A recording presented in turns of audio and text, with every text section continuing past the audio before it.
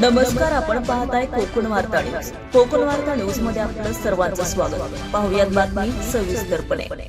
कोकण विधान परिषदेची निवडणूक जाहीर झाली असून या निवडणुकीमध्ये महायुतीतून उमेदवारी मिळावी यासाठी शिवसेना आक्रमक झाली आहे. यामुळे महायुतीतील घटक पक्ष असलेल्या शिवसेना आणि राष्ट्रवादीमध्ये पुन्हा एकदा संघर्ष होण्याची चिन्ह आहेत.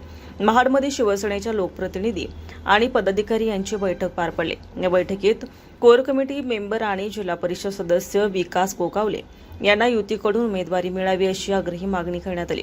याचवेळी शिवसेना पदाधिकारी यांनी राष्ट्रवादीचे अनिकेत तटकरे यांच्या उमेदवारीला कडाडून विरोध केला. महायुतीकडून विकास गोगावले यांना उमेदवारी मिळाली नाही तर अपक्ष अर्ज भरण्याचा निर्णय देखील शिवसैनिकांनी घेतला.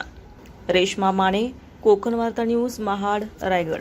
ताज्या बातम्या आणि नवनवीन घडामोडी पाहण्यासाठी आजच आमच्या कोकण वार्ता न्यूज चॅनलला लाईक करा, सबस्क्राईब करा आणि बेल आयकॉन प्रेस करा आणि पाहत रहा कोकण वार्ता न्यूज.